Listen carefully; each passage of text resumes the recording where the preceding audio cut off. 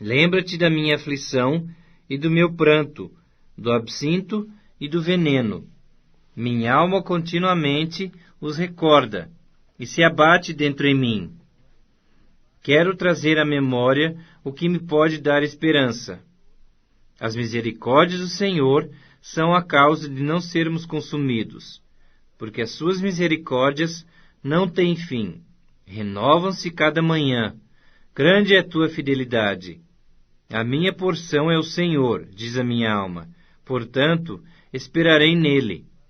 Bom é o Senhor para os que esperam por ele, para a alma que o busca. Bom é aguardar a salvação do Senhor, e isso em silêncio. Bom é para o homem suportar o jugo na sua mocidade. Assente-se solitário e fique em silêncio, porquanto esse jugo Deus o pôs sobre ele. Põe a sua boca no pó, talvez ainda haja esperança. Dê a face ao que o fere. Farte-se de afronta. O Senhor não rejeitará para sempre. Bom, amados, eu quero meditar ao meu coração e ao seu coração sobre o seguinte tema: quando a crise atinge nossas vidas. Todo mundo passa por momentos difíceis, todo mundo. Todo mundo passa por momentos terríveis. E Jeremias estava passando por um momento muito difícil. E não só ele, mas toda Israel, no início do seu ministério, ele estava passando por um momento angustiante, porque ele era um pregador que ninguém dava ouvido e o povo zombava dele. Agora já, no livro de Lamentações, tudo que ele tinha profetizado já está acontecendo. Mas o povo continua a zombar dele. O povo continua a criticá-lo. O povo continua a não dar ouvido o que a voz de Deus fala por boca de Jeremias. E agora ele para de olhar para a nação sofredora, a nação que está sofrendo, foi exilada, os babilônicos destruíram Jerusalém, levaram, como ele tinha profetizado, os melhores da cidade, e a cidade está vivendo um momento caótico, triste, uma tribulação, uma crise imensa em todas as áreas da sua vida. Jeremias, agora no livro de Lamentações, ele olha para si mesmo, e ele começa a se lamentar da sua própria situação, da qual ele está vivendo, e essa lamentação dura 5 capítulos escritos, onde ele fala e abre o seu coração daquilo que está abatendo a sua alma. Nós sabemos que murmurar é pecado, mas sabemos que a igreja do Senhor Jesus, ou a igreja do Antigo Testamento, que ao Novo também preservava durante alguns anos uma prática de lamento, de abrir os corações diante de Deus e aprender a lamentar, chorar.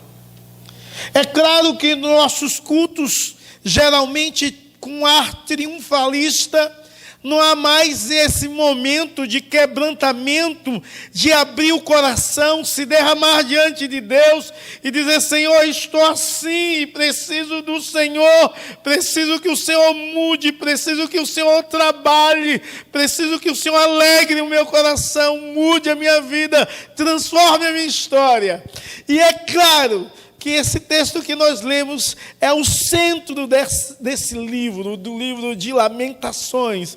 É a mensagem total que Deus queria falar ao povo através desse livro no decorrer dos séculos, para a glória dele mesmo, exaltação e magnificação do nosso bondoso Deus, Senhor eterno. É interessante que nessa lamentação de Jeremias, ele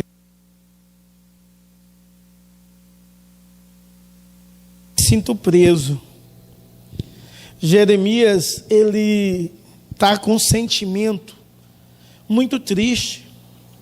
Ele diz que está se sentindo preso, apesar de ainda ele não estar preso. Ele foi preso embaixo do calabouço do rei. E quando você lê o verso 7, ele fala que ergueu paredes sobre ele. Ele fala que ele está acorrentado. Há um sentimento muito terrível invadindo o seu coração, dominando todo o seu ser. E o sentimento é de prisão. Talvez você está aqui nessa noite com esse mesmo sentimento, se sentindo alguém preso, alguém com os braços amarrados ou acorrentados. Você não sabe o que fazer, nem que direção tomar, nem como fazer para mudar a sua situação de vida, e muito menos a situação da sua nação. Assim se encontrava Jeremias.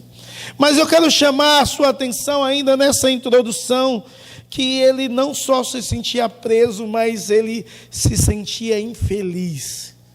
E ele diz, eu não sou mais feliz. O verso 17 e 18, especialmente no 18, ele diz que esqueceu o que é felicidade. Ele não sente mais alegria, ele não é feliz. No verso 17 ele diz, afastou-se de minha paz, a minha força acabou, a minha esperança se foi, eu não tenho futuro nenhum. Eu não sou alguém feliz, eu sou infeliz. Em meio a tudo que ele estava vivendo, ele se sentia assim, alguém totalmente infeliz, desprovido de qualquer esperança, expectativa ou mudança. Ele diz assim, eu não consigo parar de pensar no meu passado. Jeremias sofreu muito. Ele foi humilhado. O povo zombava dele, deram a ele absinto e fel para tomar, a retrato do nosso Senhor e Salvador Jesus Cristo na cruz. Ele também tomou absinto e fel, ele também foi desprezado, como o Senhor Jesus Cristo foi desprezado. E ele diz, eu não consigo parar de pensar no meu passado. Ou, na verdade, era no que tinha acontecido com ele. Ele era alguém que estava vivendo o escravo do pensamento. Ele se sentia infeliz, era alguém escravizado na sua mente, e alguém que se sentia preso. Essa é a situação de um homem fiel a Deus, de um homem que adorava a Deus, de um homem que pregava os princípios de Deus, era oráculo de Deus, boca de Deus na terra. Irmãos, talvez você está assim, se sente-se preso, você não tem condição de enxergar a felicidade em detrimento de tudo que você tem vivido e passado. Ou talvez você está preso pelos passado, pelas coisas que aconteceram com você. O passado tem norteado e determinado a sua vida, determinado quem você é e roubado de você tudo. Ele diz, eu não consigo parar de pensar no meu passado. Tem gente assim, que em meio a uma situação da qual ele se encontra preso, ele diz bem assim, se eu tomasse um outro rumo da vida, seria melhor, e fica o tempo todo escravizado pelo que aconteceu, pelo que sofreu no passado. Deus deseja libertar, assim como libertou a Jeremias. Deus deseja te libertar nessa noite com seu poder e com sua graça, com seu amor maravilhoso, com seu amor transformador. Deus deseja mudar a sua história, assim como mudou a história de Jeremias. Deus deseja transformar a sua vida por inteiro, porque o nosso Deus é um Deus que nos ama de uma forma muito especial, e Deus te chamou para um propósito muito especial, assim como Jeremias foi chamado. E em primeiro lugar, eu quero te chamar a sua atenção a lembrar-se sempre de que, independente da sua situação, há esperança. Independente de como você esteja aqui hoje, independente de como você está vivendo, de quais são os sentimentos que te incomodam, que te escraviza, independente disso, é importante entender que há sempre uma esperança.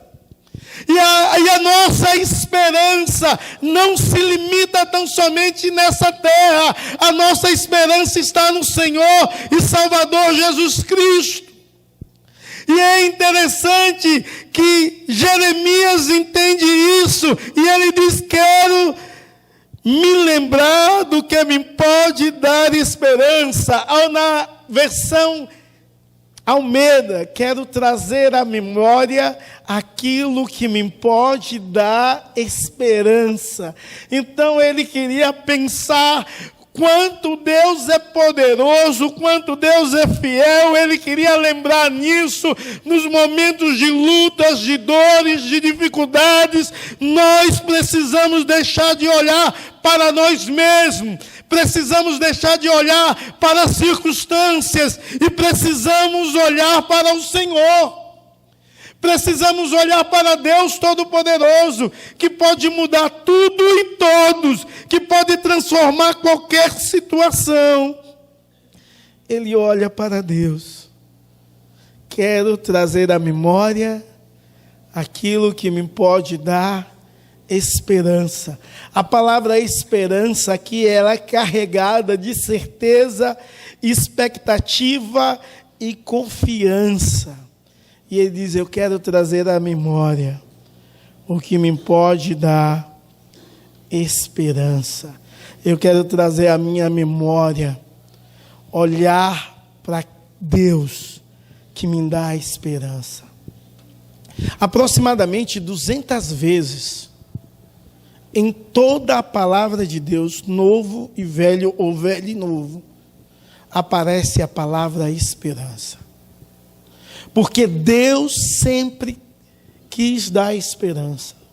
Em todos os livros do Antigo e do Novo Testamento, fala sobre esperança.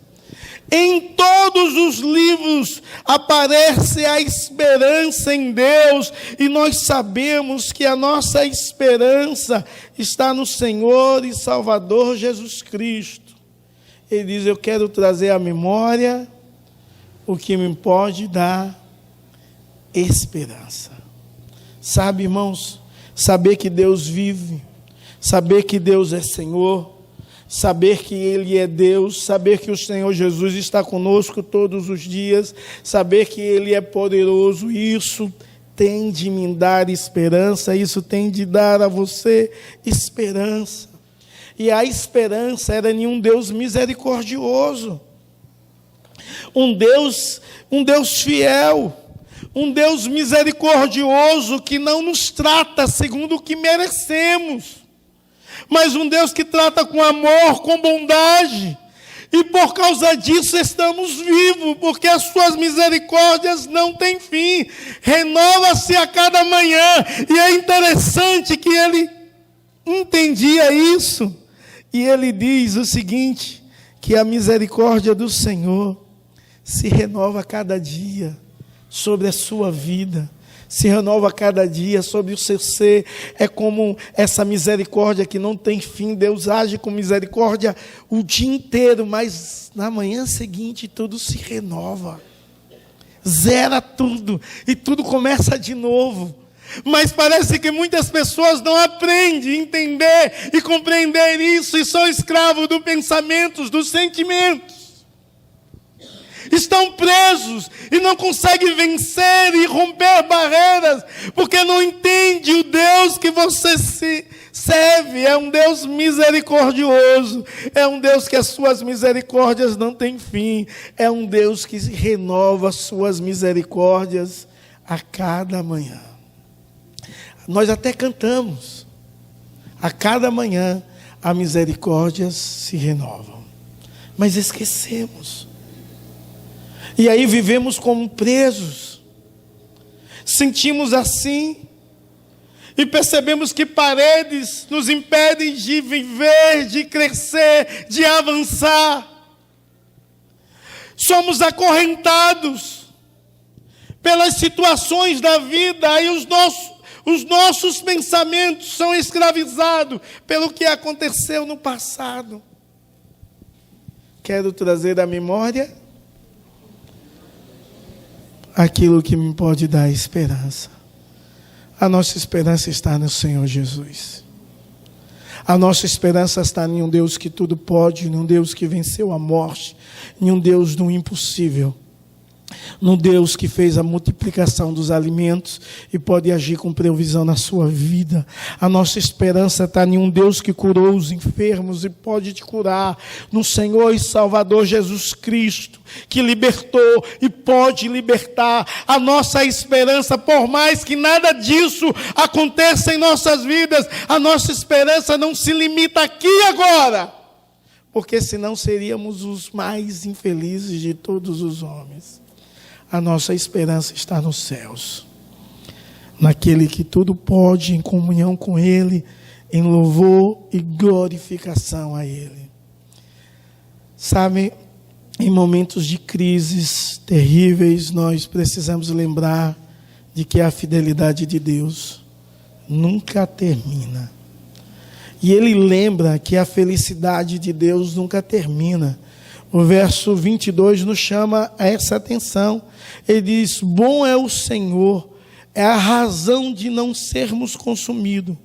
A sua misericórdia não tem fim. Ou a sua fidelidade não tem fim.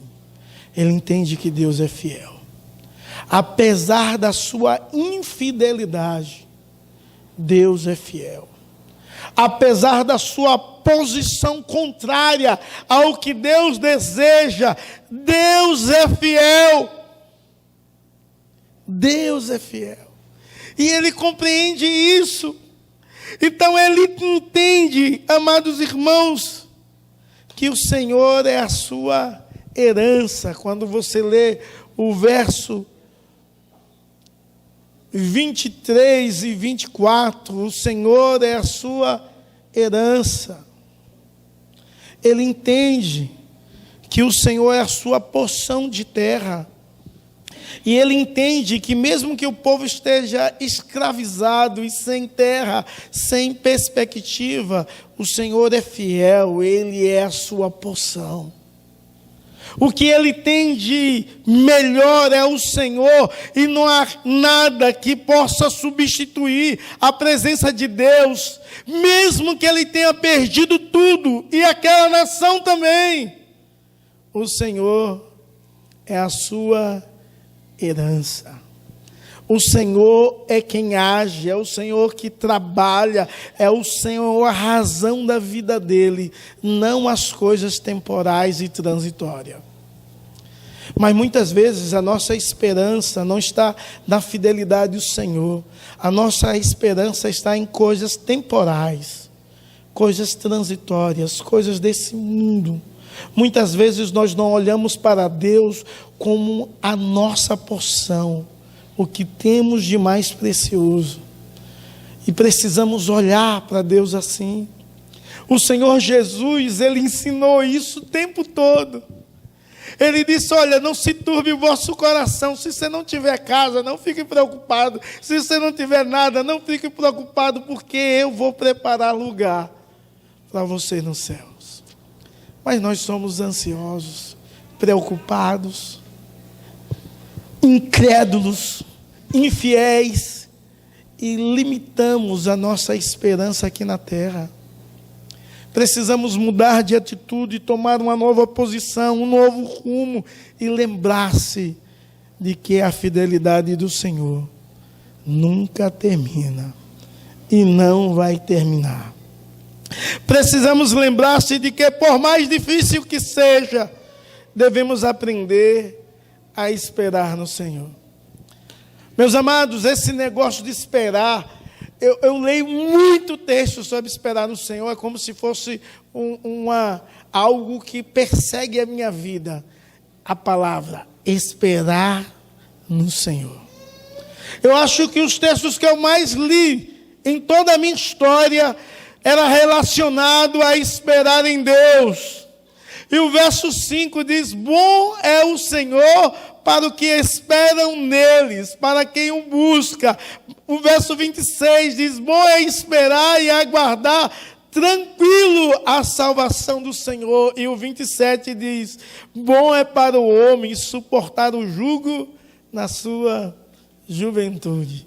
Meus amados, Jeremias passa de um lamento para um louvor a partir do que ele olha e lembra de Deus, a partir das coisas e da fidelidade de Deus, e Deus sempre é fiel, mas agora ele faz com que a alma dele se acalme e aprenda a esperar no Senhor.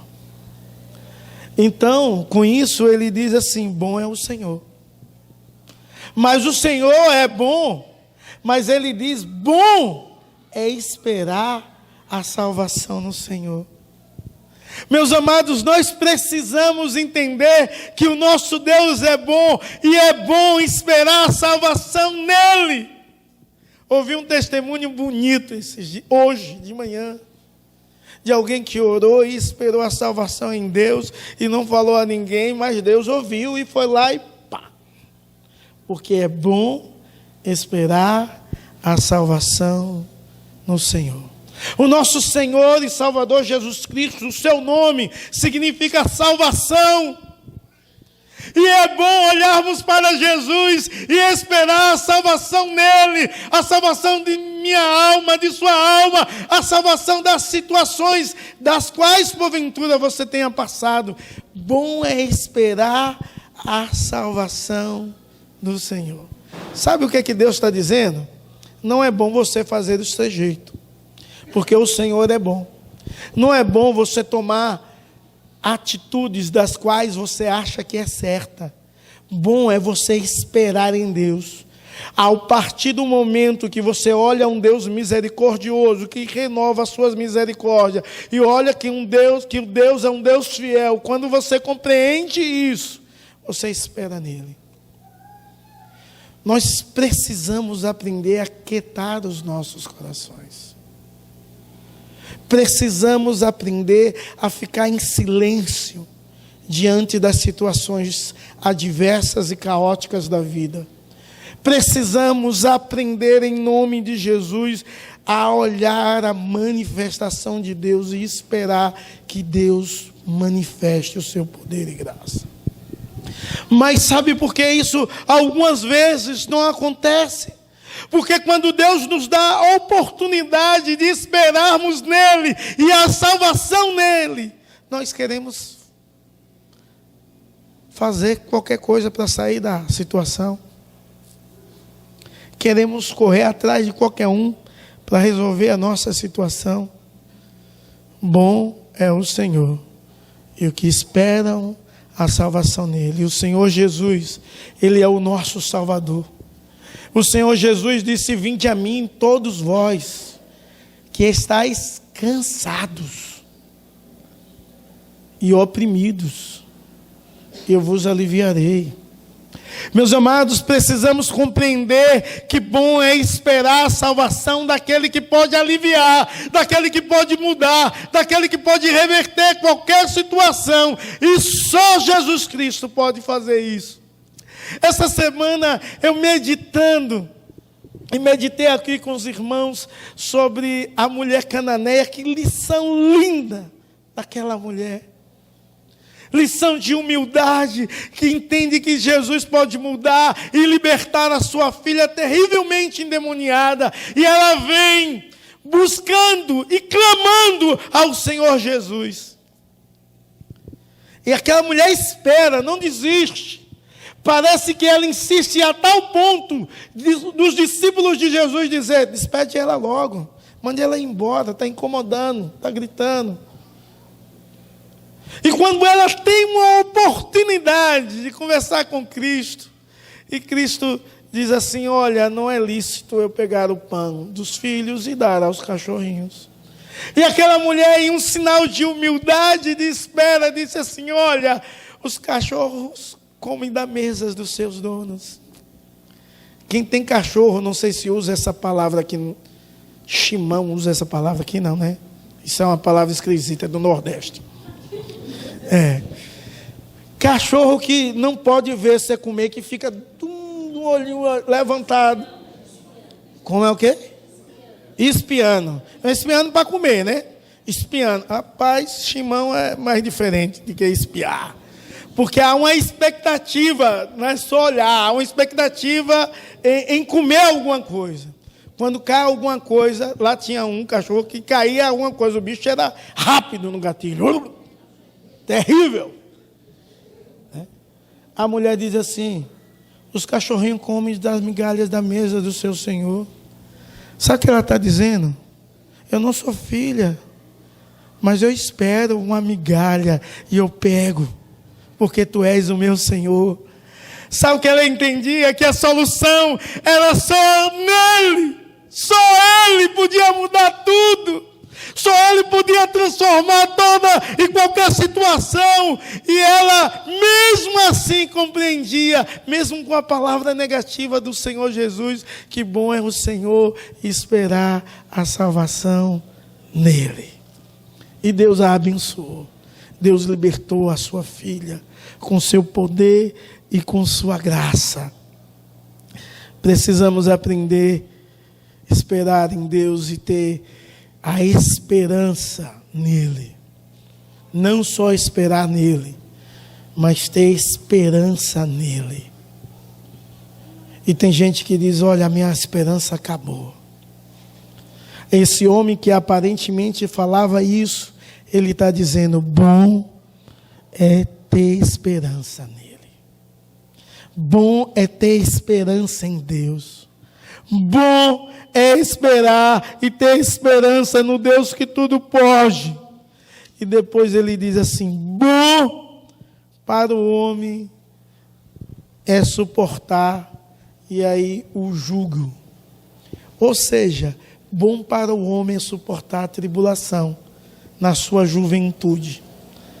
E ninguém gosta de tribulação, mas ele diz: bom para o homem é suportar a tribulação na sua juventude, porque aqui era uma ideia da pessoa ser transformado o caráter e parecer mais com o seu Deus. É a mesma expressão que Tiago usa, que Tiago diz: tende por motivo de toda alegria ao passar por várias provações, sabendo que a provação da vossa fé produz esperança. Meus amados irmãos, precisamos compreender isso. E ele era ainda jovem quando escreve o livro de Lamentações, e ele diz: olha, bom é para o homem jovem suportar jugo, é bom para o homem jovem carregar fardo, passar por situações difíceis, para que ele deixe de confiar na sua própria força e passe a confiar na força de Deus. Irmãos, sabe o que o Senhor e Salvador Jesus Cristo quer nos ensinar? Que precisamos aprender a esperar e descansar e acreditar no poder de Deus. Em toda e em qualquer situação. Em momentos de crises e lutas e dor, submeta-se à vontade do Senhor. O verso 28 diz assim: que se assente sozinho e fique calado, porque Deus pôs sobre ele. O 28 está dizendo o seguinte: aceite um momento de tribulação, aceite as dificuldades, aceite o que você sofreu, aceite o que você perdeu, aceite o momento de tristeza do qual você está vivendo, aceite, e isso em humilhação, submetendo-se a sua vontade e a vontade de Deus. Compreendendo que a vontade de Deus é melhor para a sua vida. E depois ele diz assim, termina assim: e vive em oração. Coloca a sua boca no pó. Verso 29. E diz assim: quem sabe ainda há esperança. Coloque a sua boca no pó. Saia do seu salto. Saia da sua altivez. Saia da sua prepotência. Humilhe-se diante de Deus. Reconheça que você não é nada. Coloque a sua boca no pó. Entenda que Deus sabe tudo, dirige tudo e é Senhor de tudo. E quem sabe, assim, haja esperança. Você já orou colocando a sua boca no pó alguma vez na vida? Literalmente. Botou a sua cabeça no chão assim, literalmente de joelhos. E do mais baixo que você pode ficar, diz: Senhor, eu não sou nada, mas o Senhor é grandioso, o Senhor é poderoso, e o Senhor pode mudar toda e qualquer situação. O Senhor pode reverter essa situação. O Senhor pode perdoar pecados. O Senhor pode sarar. O Senhor pode purificar. O Senhor pode transformar. O Senhor pode renovar. O Senhor pode aquecer. Meus amados, coloque a sua boca no pó. Quem sabe há esperança. Em momentos de crises, em nome de Jesus, em momentos de crises e dificuldade, lembre-se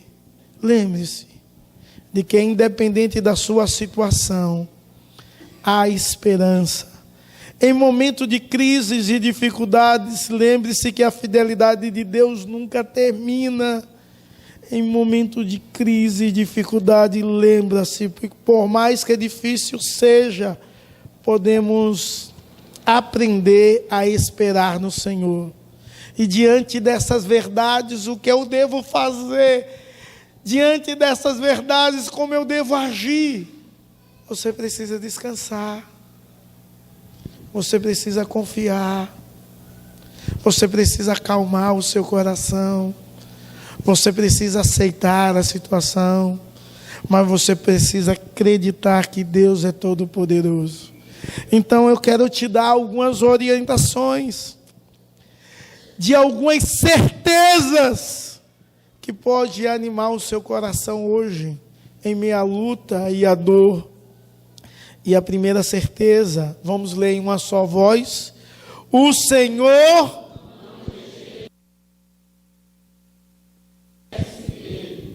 a primeira certeza que você tem que ter no seu coração é que Deus não te rejeita. E Ele nunca se esqueceu de você e nunca se esquecerás. Ele te ama. O povo de Israel tinha se desviado dos princípios de Deus, estava distante de Deus, estava sofrendo por causa disso. Mas o Senhor não rejeita o seu povo, nem se esquece deles. Vamos ler mais uma afirmativa. Mesmo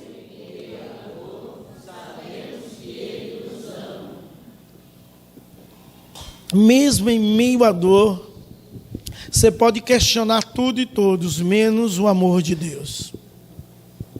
Mesmo em meio à dor, não questione o amor de Deus, porque Ele te ama. Ele te ama a tal ponto de morrer na cruz, de se fazer homem e morrer na cruz para que você pudesse ser salvo. Ele te ama porque Ele te fez com amor, com suas próprias mãos. Ele te ama porque é Ele que tem preservado a sua vida, mesmo em lutas e dificuldades. Deus tem te guardado. Ele te ama. Mas uma outra afirmação que você não pode esquecer, vamos ler. Deus, talvez as pessoas, a retrato de Jeremias, zombam de você, olha para você com desdém, critica você, Mas Deus vê as pessoas como trata você. Deus vê as indiferenças das quais você tem sofrido e das quais você tem passado. Vamos mais uma? Deus está sentado no trono e tem o controle de tudo. Ele tem o controle de tudo. Tudo o que acontece é para a glória dele. É por ele, para ele, são todas as coisas. Então, no momento da tribulação da qual você está passando, ele tem um controle e quer ser glorificado por isso. Em nome de Jesus e para a glória do Senhor. E vamos ler a última afirmação. Se ele nos disciplina por nossos pecados, não devemos nos queixar, pois mesmo sua disciplina é prova do seu amor. Porque Provérbios diz, assim como o pai repreende o filho a quem ama, assim Deus nos repreende ou assim Deus nos disciplina. Deus nos ama. E em Deus há solução para a sua vida. Em Deus há transformação total e geral. Deus pode mudar, Deus pode transformar, Deus pode agir com fidelidade. Deus te ama. E Ele está aqui nessa noite olhando para você, com seu olhar de amor, de misericórdia, de fidelidade, desejando que você o espere nele, desejando que você espere a salvação nele, porque só Jesus pode te salvar, mais ninguém, somente ele. Deus deseja que diante de tudo você se acalme, e se ele fizer, ele é Deus, e se não fizer, ele continua sendo Deus, e você continua esperando nele, no momento certo, da forma certa e na hora certa, ele agirá com seu poder e graça, em nome de Jesus.